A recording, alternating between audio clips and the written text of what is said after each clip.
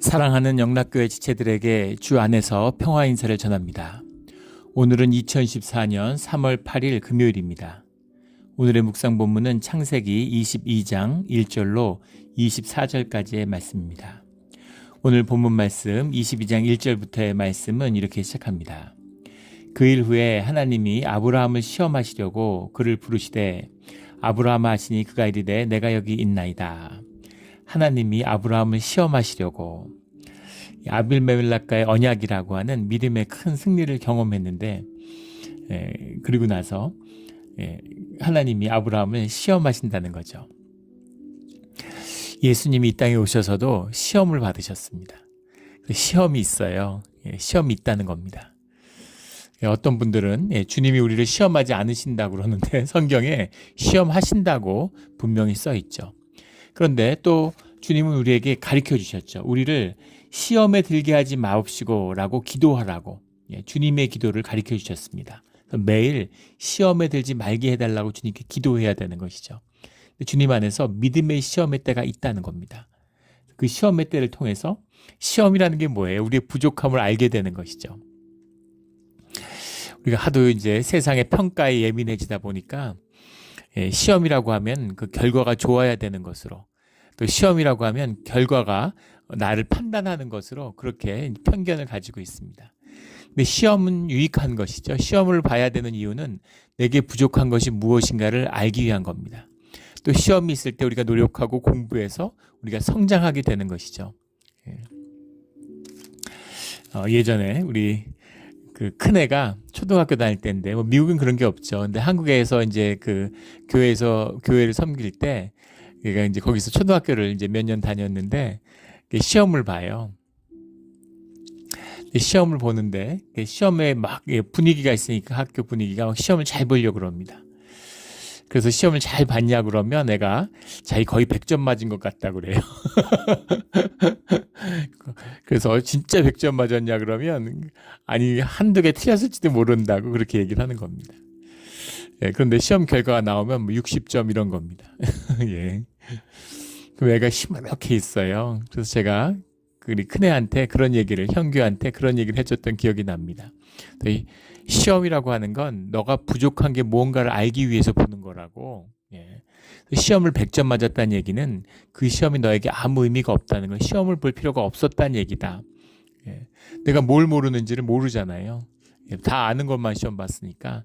시험에서 틀리는 것, 시험 점수가 나쁜 것을 그걸 힘들어하거나 불편해하지 말라고, 좋은 일이고 그걸 통해서 성장하는 게, 모르는 걸 알게 된 게 중요한 거라고 그렇게 얘기하니까 애가 배시시 웃고 있던 그 기억이 납니다.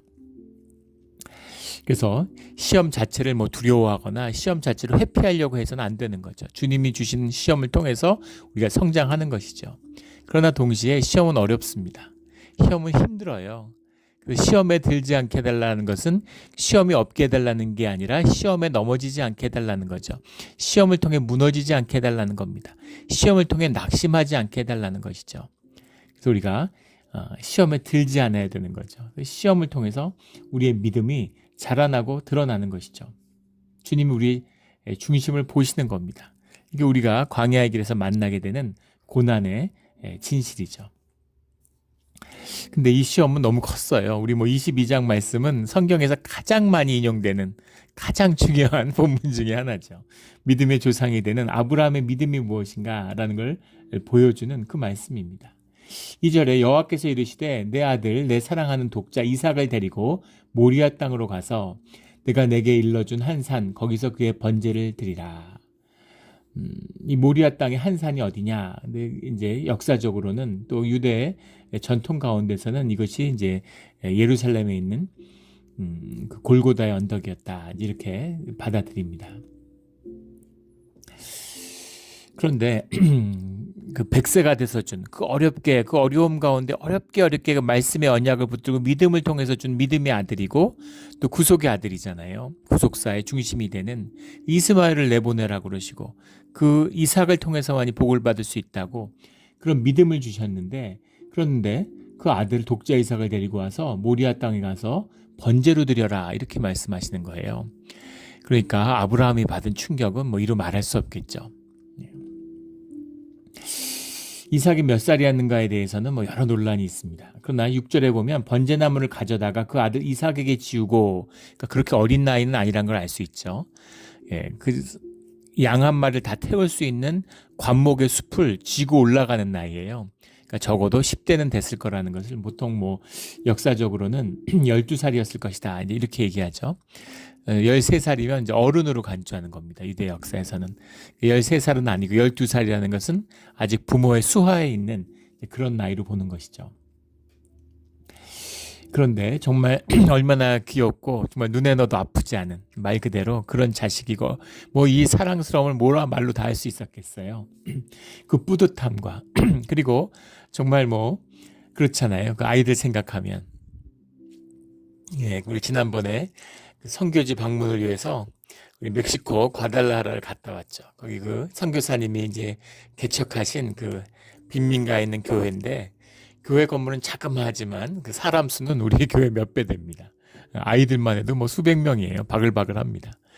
그런데 거기 그 이제 아이들 사역을 하는, 교육부 사역을 하는 이제 전도사님이죠. 우리로 하면은 신학생인데, 예, 그 이제 거기선 간사라고 이렇게 부르시는데, 그 전도사를 하는 청년이 나이가 27인데, 예, 그 아이가 7이에요. 27인데 어떻게 아이가 7입니까? 예, 그러니까 거기 10대 때부터 아이를 낳아가지고 교회에서 만나서 이제 그 와이프는 31고 4살 많고, 예, 근데 7을 낳았는데 단칸방에 사는데 애가 7입니다. 근데 그걸 보고 정말 경이로운 거죠. 그래서 정말 넌 큰 축복을 받았구나. 넌 진짜 축복받았구나. 그러니까 아주 뿌듯한 표정으로 자기도 안다 그러더라고요. 예, 그러면서 이제 밤에 신학교 공부를 하고 낮에는 일을 하는데 아이들을 일이 있으니까 무슨 일을 해도 힘들지 않다고 그렇게 얘기를 하더라고요. 근데 그게 무슨 말인 줄 알고 저도 경험한 일이죠. 아이들을 생각하고 아이들이 있으면 힘든 게 없죠. 예, 사랑의 힘입니다. 근데 100세에 낳은 이삭의 그 이쁘고 귀엽고 사랑스러운 걸 뭐 이런 말로 해서 뭐 하겠습니까? 주님이 주셨잖아요. 그 약속의 아들이잖아요. 근데 그 아들을 가지고 와서 바치라 그러는 거죠. 그러니까 아마 그 뭐 아브라함이 받은 충격은 이루 말할 수 없을 거예요. 3절에 아브라함이 아침에 일찍 일어나 나귀 안장을 지우고 두 종과 그의 아들 이삭을 데리고 번제에 쓸 나무를 쪼개어 가지고 떠나, 이렇게 되어 있죠.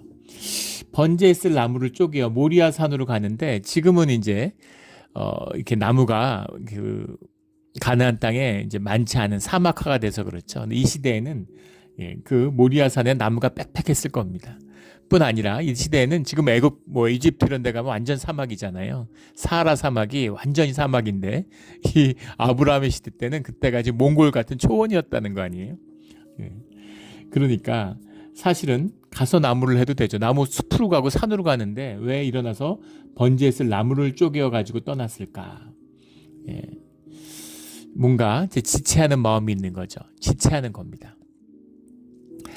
마치 롯이 소돔을 떠나는데 지체하는 것처럼 마음에 걸리고 선뜻 떠나게 안 되는 거죠. 그래서 말씀을 받았으니까 이 말씀이 진짜일까? 예, 분별하는 시간도 필요했겠죠. 하지만 마음속에서 아니길 바라는 마음이 있었을 겁니다. 이건 주님의 음성이 아닐 거야. 주님이 이러실 리가 없는데, 또는 주님이 하시는 일의 이유를 이해해 보려고도 했겠죠. 왜 그러실까 도대체. 예, 또는 죄책감이 들 수도 있었겠죠. 내가 뭘 잘못했나? 내가 무슨 죄를 지었나? 주님이 왜 그러시지? 이런 마음도 들었겠죠. 아마 5만 가지 생각이 다 있었을 겁니다. 나무를 쪼개면서 아마 그런 번민에 휩싸이는 시간이었겠죠. 그리고 결정적인 건 이걸 떠나는데 사라한테 얘기를 안 해요.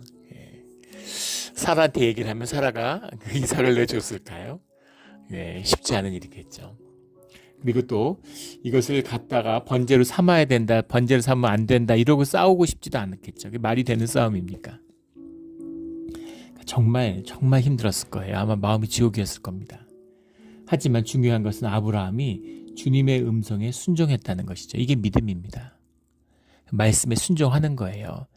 이해하고 납득하고 동의해서 움직이는 건 순종이 아닙니다. 그건 내 의지로 내가 내 뜻으로 행하는 거죠. 일리 있는 얘기야. 상식적인 얘기야. 내가 납득했어.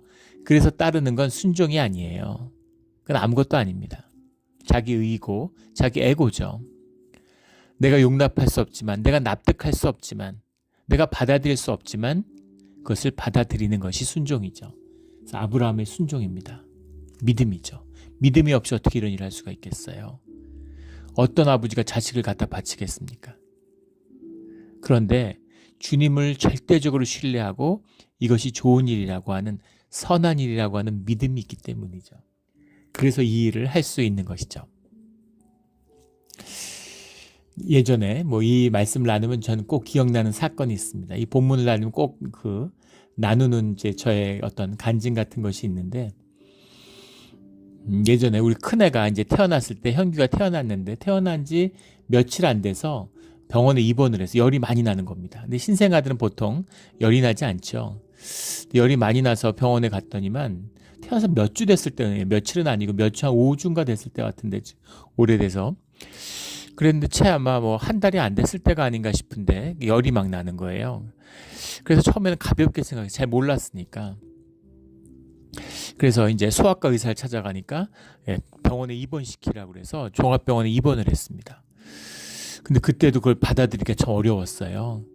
그랬는데 이제 결론은 무엇이었냐면, 처음에는 이제 그 신장이 감염되고 온 전신이 다 감염됐다는 겁니다. 그래서 왜 감염됐을까? 그래서 처음에는 신장이 제대로 기능을 안 하는 게 아닌가 의심했습니다. 근데 많은 이제 그 검사를 통해서 결론은 신장은 아니고 다행히 요로가 제대로 기능을 안 한다라는 거였어요. 요로가 이제 오줌보에 있는 그 균이 많잖아요, 소변에. 그것이 신장으로 올라가는 걸 차단하고 있는데 차단을 못 하는 겁니다. 근데 문제는 뭐냐면은 얘는 형태가 잘못된 거면 수술을 하면 되는데 기능을 못 하는 거예요. 왜 기능을 못 하는지는 모르는 겁니다. 고칠 수도 없고. 그래서 이제 항생제를 투여하는데, 처음에 병원에 갔는데 생후 몇 주 되는데 몸에 열 몇 개의 관이 이렇게 쭉 연결돼 있고 애가 계속 움직이잖아요. 그러니까 이렇게 무슨 플라스틱 이런 철제 같은 관 같은 걸로 만든 이런 데다 관처럼 돼서 아이를 거기다 이렇게 가둬 놓은 거죠. 못 움직이게. 그리고 막 열 몇 개 이런 걸 이제 쭉 꽂아 놓은 겁니다. 항생제나 여러 가지 그거를. 근데 정말 이 평생 잊을 수 없는 경험이죠. 정말 하늘이 노랗더라고요. 하늘이 노랗다 그러는데 처음으로 왜 하늘이 노랗다 그러는지를 알았습니다. 진짜 하늘이 노랗더라고요. 너무 신기했습니다. 그리고 무릎에 힘이 하나도 없어가지고 화장실을 복도를 걸어서 복도 끝에 있는 화장실을 가는데 숨이 차고 걷는 게 힘든 거예요. 복도에 있는 의자에 이렇게 앉아가지고 쉬는 겁니다.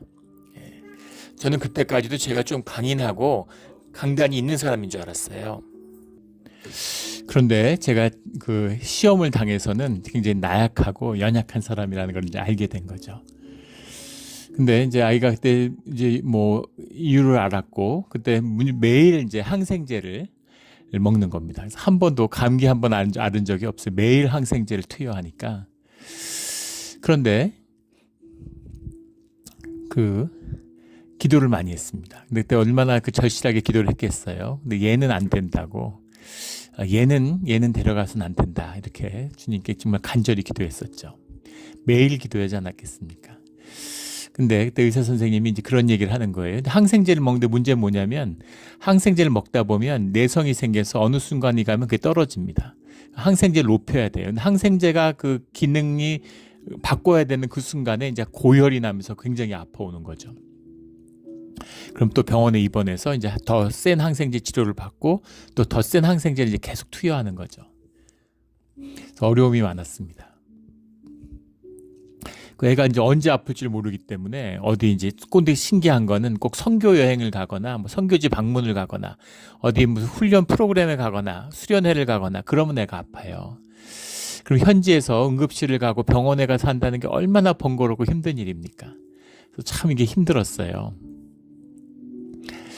근데 이제 어느 순간 한 6, 7년 지나고 나니까 병원에서 이 항생제가 더 나쁜지 감염이 더 나쁜지 이제 알기 힘든 단계에 온 겁니다.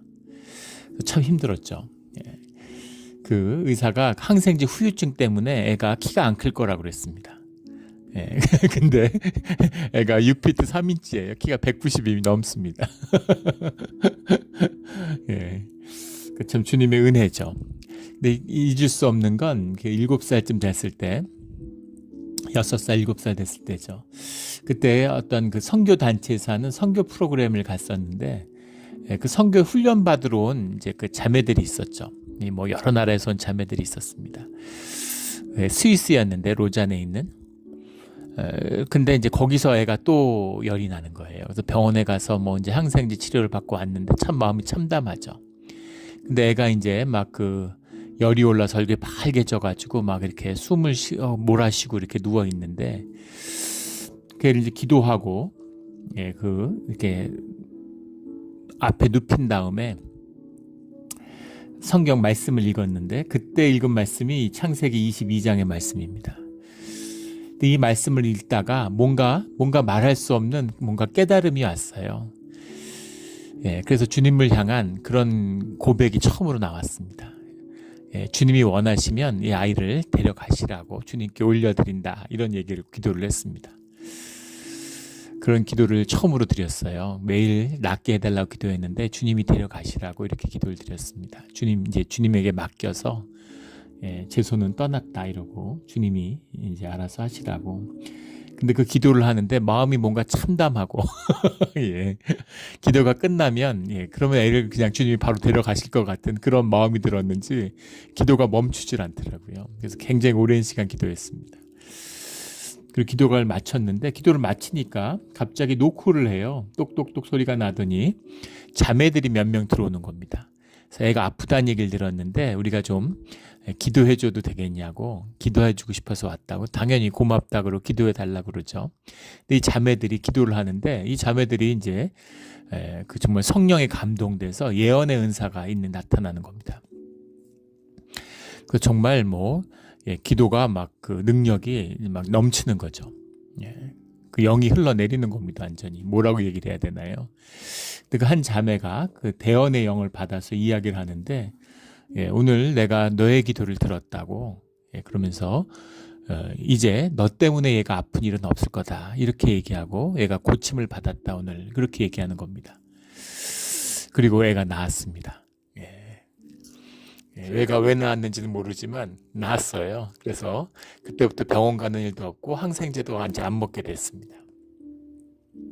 근데 제 평생의 마음에 그 남는 그 말씀은 너 때문에 아픈 일은 없을 거라는 그 말씀이죠. 그래서 제가 그 말씀의 뜻을 다 깊이 이해할 수는 없겠지만 제가 받아들였던 뜻은 내가 아이를 붙잡고 있었구나. 아이가 아픔을 주님께 올려드려야 되는데 얘는 내 자식이니까, 내 아들이니까 얘는 지켜주셔야 되고 얘는 아프면 안 되고 얘는 절대로 누구도 데려가지 못하고 이제 그런 마음이 얘를 힘들게 했구나라는 걸 알았습니다. 그래서 아이들을 다 주님께 올려드리죠. 주님의 뜻대로 하시라고. 근데 주님의 은혜가 늘 넘치고 평강이 넘치고 축복이 넘치는 것 같아요. 참 감사하죠. 참 감사합니다. 그런 그 기억이 있어서 22장은 저한테도 아주 특별한 이제 본문의 말씀입니다. 자녀를 바치는 이 기도가 마음이 쉽지 않았겠죠.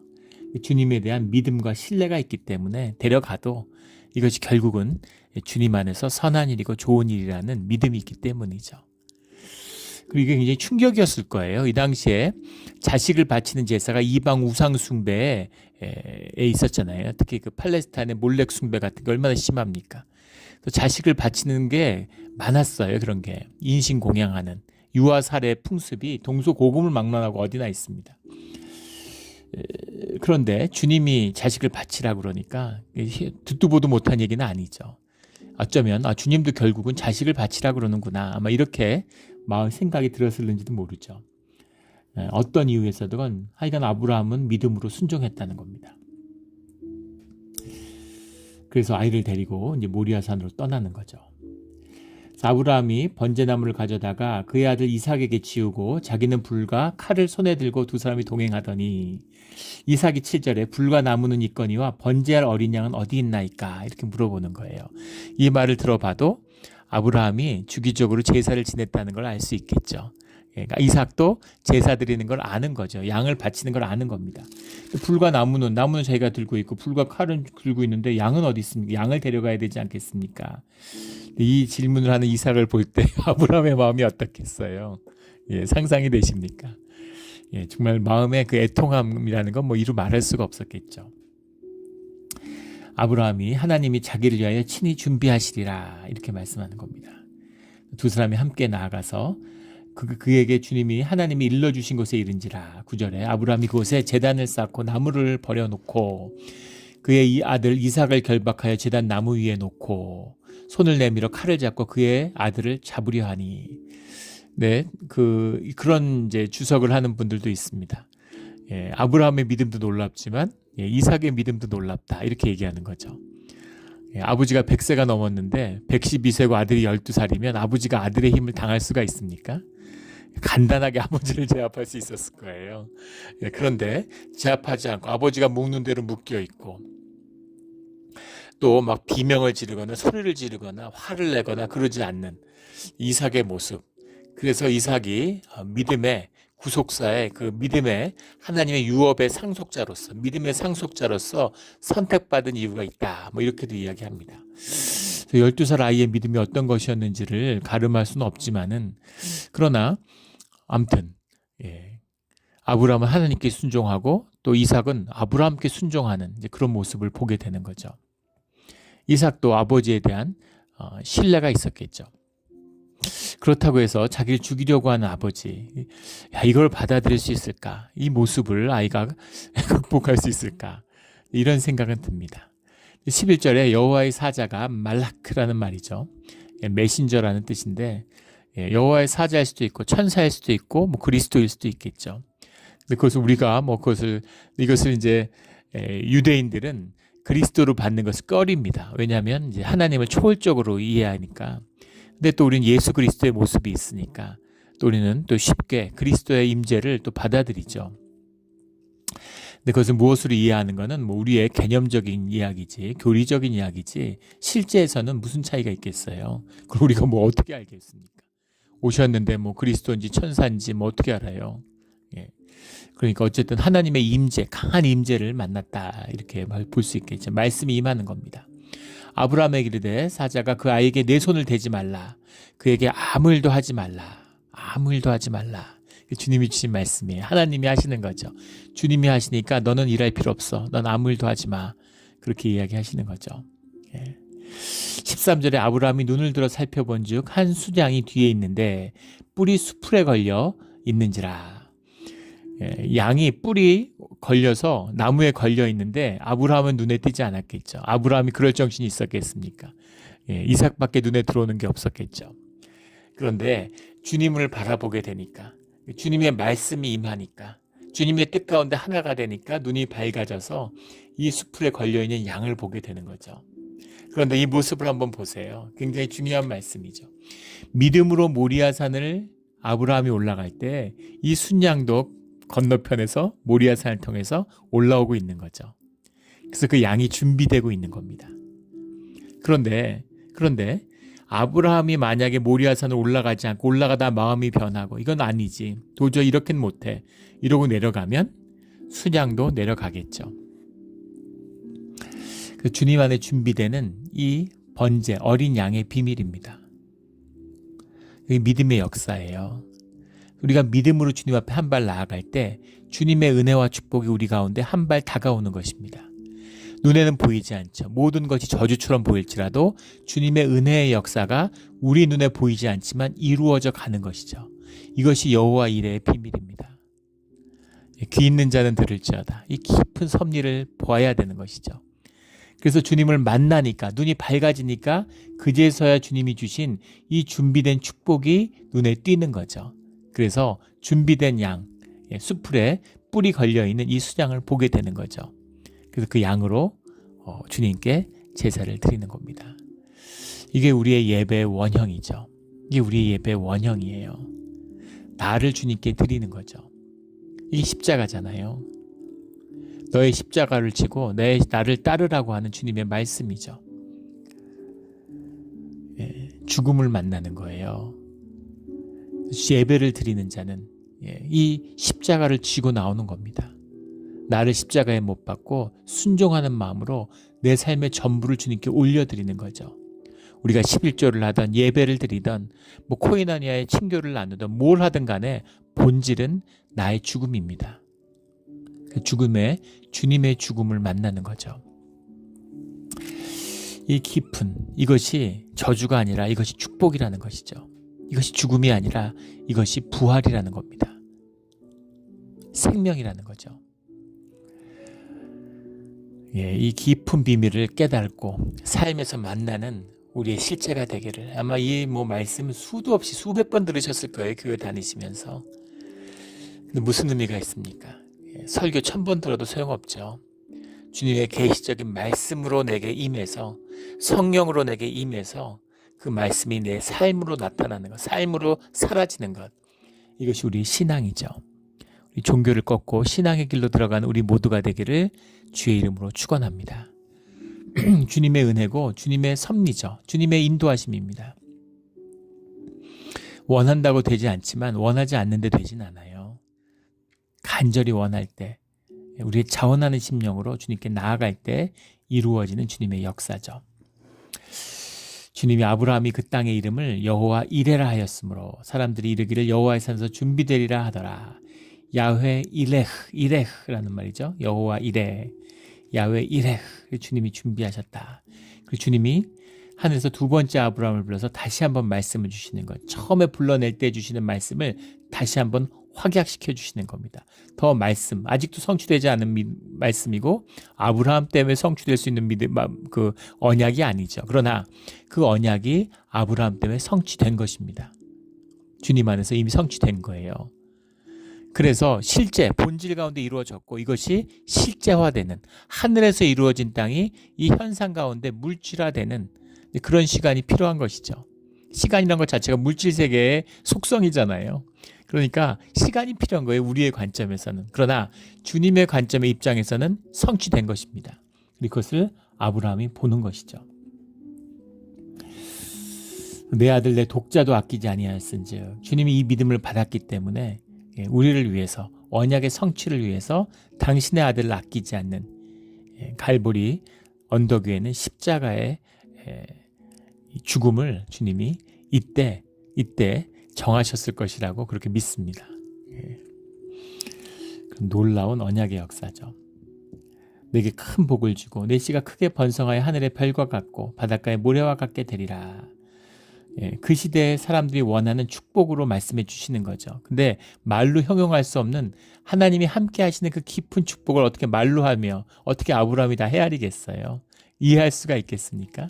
납득할 수가 있겠습니까? 하지만 최대한 납득할 수 있는 그 축복의 말로 주님의 축복을 담아서 주시는 거죠. 내 씨로 말미암아 18절에 보면 만민이 복을 받으리니 이는 내가 나의 말을 준행하였음이니라. 말씀에 대한 순종, 아브라함의 이 순종을 통해서 천하 만민이 복을 받게 된다. 이런 놀라운 말씀을 주시는 거죠. 믿음의 사람, 중보자리에 선 주의 자녀가 받는 하늘의 축복입니다. 하늘로 말미암은 축복이죠. 23절에 가면 부두엘은 리브가를 낳았고, 20절에 어떤 사람이 이르기를 밀가가 당신의 형제 나홀에게서 자녀를 낳았다 하였더라. 그래서 부두엘은 리브가를 낳았고, 이삭의 이제 이야기가 시작되는 이제 이 장이 바뀌는, 이 장이 바뀌고 새로운 선생님의 구속의 역사, 이삭의 스토리가 시작되는 그 이야기의 전환점을 부두엘은 리브가를 낳았고 이렇게 시작하는 거죠. 성경에 또 멋이고 맛입니다. 그래서 아브라함은 할 일을 다 끝낸 거예요. 아브라함의 할 일은 여기까지인 겁니다. 그래서 할 일을 다 이루었기 때문에 다 이루었다죠. 그래서 이제 아브라함은 주님이 데려가시는 거죠. 이 땅에 온 소명, 이 땅에 와서 해야 될 일들을 다 이룬 것입니다. 참 가슴이 찡하고 참 22장의 말씀을 전하는 것은 쉽지 않은 어려움이 있습니다. 그러나 깊은 믿음이 무엇인가에 대한 깊은 뜻이 이 22장 가운데 담겨 있죠. 오늘 우리 이번 주 주일 말씀이 갈라디아서 3장 말씀이에요. 참 신기하죠. 항상 주중 말씀과 주일 말씀이 통합니다. 성령 안에 있으니까 당연한 것이겠지만 참 신기할 정도로 들으시는 분들은 맞춘 거 아닌가 싶겠지만 우리 강해를 가는데 어떻게 맞춰요? 근데 우리 갈라디아서 3장 말씀이 이신칭의에 대한 말씀이잖아요. 믿음으로 의로워진다는 아브라함의 이야기인데 오늘 우리 금요일 날 나누는 이 말씀이 22장에 말하는 바로 그 사건의 이야기죠. 주일 말씀을 받기에 딱 준비가 되는 것 같습니다. 참 신기하죠. 정말 신기합니다. 이렇게 주님의 말씀이 연합해서 주님의 말씀의 뜻, 말씀으로 말씀을 증거하게 되는 것이죠. 이 귀한 말씀을 마음에 새기고 삶으로 살아 주님의 성령 안에서 하나가 되는 우리의 믿음 생활이 되기를 예수 그리스도 이름으로 축원합니다. 아멘. 기도드리겠습니다. 하나님 아버지 감사합니다. 축복의 말씀, 언약의 말씀을 다시 한번 확인시켜 주시니 감사합니다. 저희는 아브라함의 믿음을 흉내도 내지 못할 것 같습니다. 그러나 주님이 함께 해주시면, 주님이 주장하여 주시면 또 우리 가운데 주님의 일이 이루어짐을 믿습니다. 주님 믿음을 더하여 주시고 우리를 인도하여 주시고 우리를 시험에 들지 말게 하여 주시고 하늘에서 이루어진 뜻이 땅에서 이루어지게 하여 주시옵소서. 감사하며 예수 그리스도 이름으로 기도드렸습니다. 아멘.